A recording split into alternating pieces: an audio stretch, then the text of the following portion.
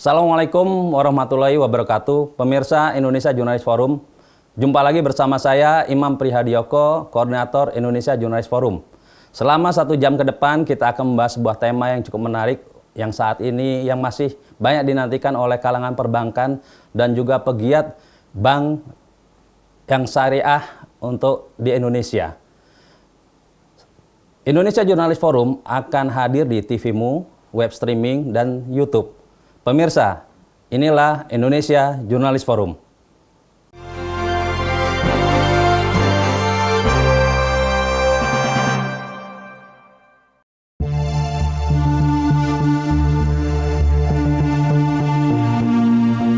Rancangan Undang-Undang Perkoperasian saat ini digodok pada Wakil Rakyat di Senayan.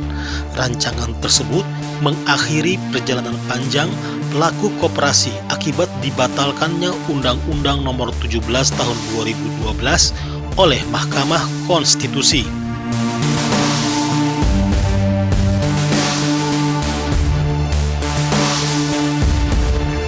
Hingga saat ini, pelaku koperasi memiliki landasan undang-undang yang lama, yakni Undang-Undang Nomor 25 Tahun 1992.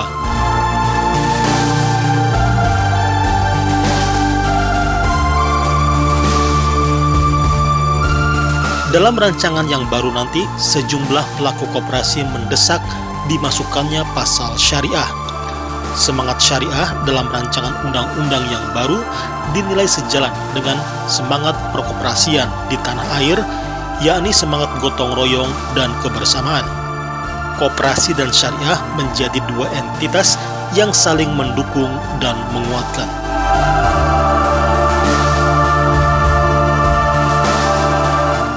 Inilah Indonesia Jurnalis Forum dalam episode Menakar Pasal Syariah di Undang-Undang Perkoperasian. Pemirsa Indonesia Jurnalis Forum, pada kesempatan kali ini kita akan membahas dialog tentang menakar pasar syariah di RUU Perkoperasian. Seperti kita ketahui, saat ini banyak kalangan masyarakat yang sedang menunggu undang-undang perkoperasian ini yang sejak tahun 92 sudah diajukan tapi sempat dibatalkan. Bersama saya sudah hadir pakar yang untuk membahas tentang RUU perkoperasian ini. Yang pertama, Mas Agus Yulianto dari Muhammadiyah. Assalamualaikum Mas Agus. Waalaikumsalam warahmatullahi wabarakatuh. Yang kedua, Mas Budi Santoso. Beliau adalah Bendahara Perhimpunan BMT. Assalamualaikum. Waalaikumsalam. Kita langsung ke Mas Agus ya. Ya. Mas Agus, dalam undang-undang RUU Perkoperasian yang sudah lama ini, apa sih sebetulnya persoalan yang ada? Oh baik. Pemirsa TV-mu dimanapun kini berada, terima kasih Mas Imam telah diberikan kesempatan untuk bicara di forum ini. Perkenalkan saya Agus Juliawan, Direktur Eksekutif Induk Baitul Tanwir Muhammadiyah.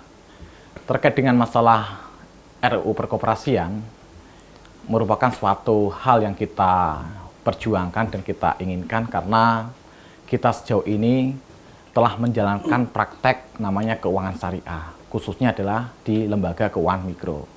Namun, keberadaan dari namanya koperasi syariah di Indonesia ini hanya dinaungi dalam bentuk namanya regulasi bernama Permenkop, Peraturan Menteri Koperasi dan UKM.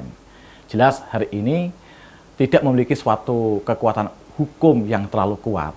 Maka dengan adanya salah satu pasal yang ada dalam RUU Perkoperasian itu menjadi penting. Dengan demikian praktek tentang perkoperasian syariah, khususnya koperasi simpan pinjam pembiayaan syariah di negeri ini ada namanya badan hukumnya, ada semacam naungan hukumnya. Dan ini harus dilakukan karena apa? Di negara kita sudah jalan undang-undang sebelumnya seperti Undang-Undang Nomor 19 tahun 2008 tentang namanya SPSN, kemudian Undang-Undang Nomor 21 tahun 2008 tentang perbankan syariah, bahkan sistem jaminan halal sudah diterbitkan juga. Dan yang terakhir lagi adalah kita sudah punya lembaga khusus namanya Komite Nasional Keuangan Syariah. Maka sudah selayaknya di dalam Undang-Undang Perkoperasian Syariah itu dicantumkan juga terhadap pasal syariah. Maka kami dari Muhammadiyah, khususnya dari BTM, bersuara keras agar para elit-elit yang ada di Senayan dan partai-partai politik yang selama ini concern dalam regulasi untuk memperjuangkan undang-undang perkoperasian itu. Karena apa?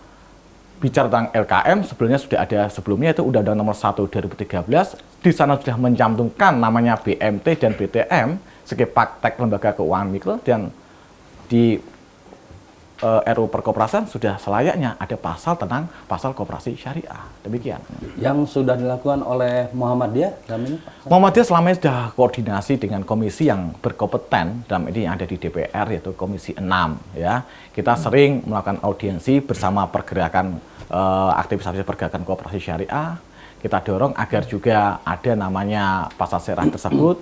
Kemudian dengan Kementerian Koperasi kita juga melakukan satu audiensi. Karena apa? Karena sangat penting, apalagi jumlah dari namanya koperasi syariah di Indonesia itu seperti kayak jamur di pengusing hujan itu loh. Dan itu memberikan kontribusi terhadap pembangunan domestik bruto, ya kan? Produk domestik bruto yang ada di Republik ini gitu loh. Kalau jumlahnya sangat banyak, tapi kenapa kita belum dirasakan sampai ke umat koperasi? Kalau dirasakan belum umat, ya saya pikir ya kita sudah ke arah ke sana ya Mas ya, karena banyak sekali skema-skema pembiayaan yang selama ini tidak mampu difasilitasi oleh lembaga keuangan lain seperti kayak perbankan. Nah, itu yang bisa dilakukan oleh kami ini, karena peran dari kami adalah sebagai lembaga keuangan inklusi, di mana itu jauh dari kemampuan perbankan untuk memberikan pembiayaan pada mereka. Dan juga teman-teman di BM itu juga sama, karena segmen kami adalah segmen di keuangan inklusi gitu. Ya, ke Mas Budi. Ini apa sih yang krusial dari Undang-Undang Perkoperasian ini? Iya, sebenarnya perkenalkan dulu, saya Budi Santoso, Bendahara Perhimpunan BMT Indonesia. Mas Imam, jadi kenapa pasal syariah menjadi penting untuk kita kedepankan di Undang-Undang di RUU Perkoperasian? Sebenarnya terkait dengan syariah ini persoalan yang di negara kita itu sudah cukup lama sebenarnya. Ya. Sudah berjalan walaupun tidak dengan kata-kata syariah. Tapi prinsip-prinsip syariah itu sebenarnya sudah berjalan di Indonesia. Di desa-desa itu sudah berjalan, di pertanian. Di pertanian itu ada, kalau di desa itu ada namanya maro.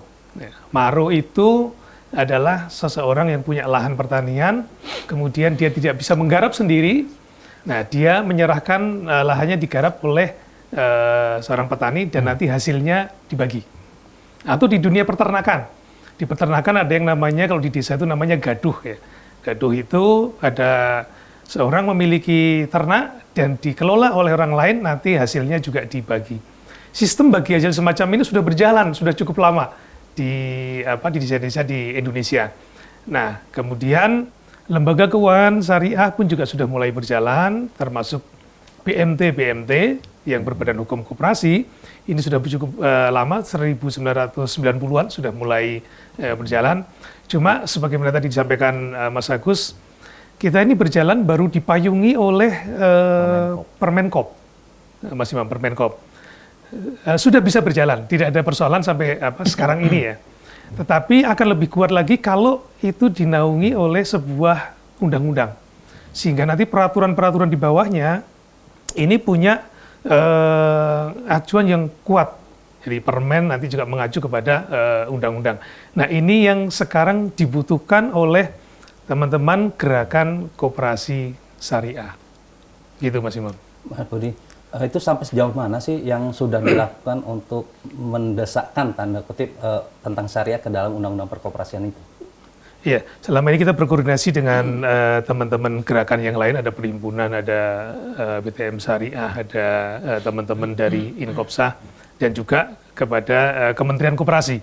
Ini kita juga ikut memberikan masukan kepada RUU, draft RUU-nya.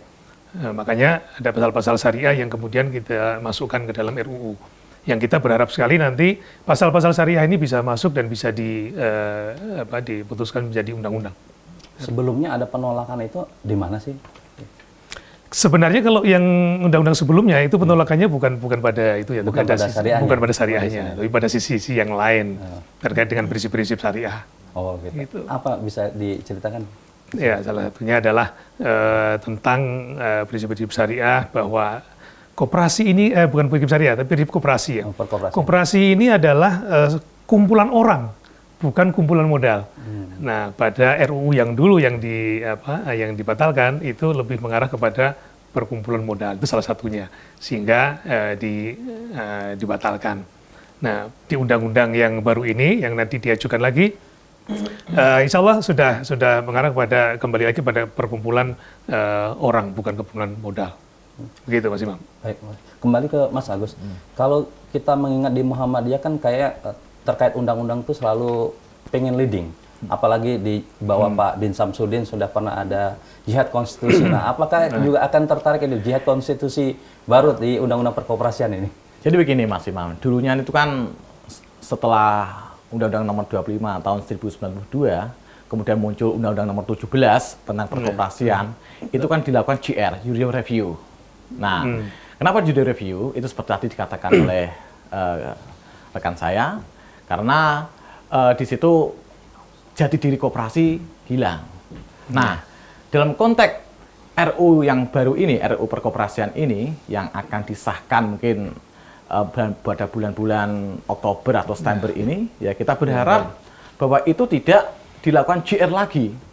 Karena itu kalau di JR lagi, kapan kita punya semacam namanya payung hukum, gitu loh. Dan saya pikir ketika kami sudah ikut dengan beberapa RDP hearing di DPR, kami bisa menerima, kami sangat menerima sekali karena di situ kepentingan kami khususnya pasal syariah sudah ada di dalamnya. Tetapi namanya kita hidup di dunia demokrasi, banyak dong masyarakat atau kelompok-kelompok tertentu yang tidak berkenan terhadap RUU perkoperasian. Nah, inikah kami khawatirkan kalau itu terjadi JR kembali, sampai kapan kita punya semacam suatu payung hukum gitu loh. Tapi bagi kami di Muhammadiyah, insya Allah sudah terakomodatif adanya pasal-pasal syariah di sana itu gitu loh. Jadi bisa dilihat itu apa Mas Agus, apa pasal-pasal syariah apa aja? Ya di sana ada namanya tentang peran dari koperasi simpan pinjam syariah, unit apa itu syariah juga ada. Kemudian ada peran dari Dewan Syariah Nasional di dalam pengawasan syariah, kemudian dengan beberapa akad-akad syariah juga dimasukkan di sana. Jadi ya saya pikir itu sudah masuk dari kepentingan-kepentingan kami gitu loh. Tapi jangan sampai ini di JR kembali gitu loh kan. Supaya kan gitu di JR kembali, tapi animo-animo ke sana masih banyak karena kita hidup di dunia demokrasi kan itu kan. Di kalangan perhimpunan BMT bagaimana Mas? Iya, dari sisi materi RUU yang terkait dengan pasal-pasal syariah, kita melihat ini sudah cukup terakomodasi ya, sudah cukup terakomodasi. Salah satu yang paling menonjol adalah bahwa di dalam pasal tentang usaha, di dalam pasal tentang usaha itu sudah disebutkan bahwa koperasi bisa berusaha sesuai dengan prinsip-prinsip syariah. Nah, kemudian dijabarkan juga tadi sebagaimana Mas Agus, ada Dewan Syariah dan segala macam sudah diatur di sana. Dan inilah yang memang kita butuhkan. Kita membutuhkan satu perundangan perkoperasian yang di dalamnya memang pasal-pasal syariah sudah ada dan bisa mengakomodasi kepentingan-kepentingan teman-teman gerakan syariah. Jadi kalau kita lihat dari kontennya itu sudah cukupin. Dari sisi konten syariah sudah mencukupi. Kita melihat itu sudah sangat cukup. Jadi apa yang kurang untuk apalagi yang ditunggu? Nah, justru itu. Justru itu Mas Imam. Makanya kan sebenarnya begini. Jadi karena kita melihat tadi ya, ini ada kekosongan ini yang cukup lama, walaupun sebenarnya kekosongan itu kemudian kembali kepada undang-undang yang lama. Itu dari tahun 92 itu sampai sekarang betul-betul kosong. Ya, pakai 92 itu. Pakai 92. Padahal 92 itu kan sudah sangat lama ya Mas. Banyak kelemahannya. Banyak kelemahannya. Dan bahkan di 92 itu tidak ada namanya stay tentang masalah operasional, tentang koperasi syariah juga nggak ada. Gitu. Baik, pemirsa, topik kita memang sangat menarik tentang perkembangan perkoperasian ini, tapi kita harus jeda sejenak untuk ke segmen berikutnya. Itu salah satu plus minusnya ya? Iya, gitu. Cuma Plusnya adalah kita diawasi oleh OJK, sehingga kita bersanding dengan perbankan, dengan lembaga keuangan yang lain, kita tetap punya percaya diri. Gagah gitu ya.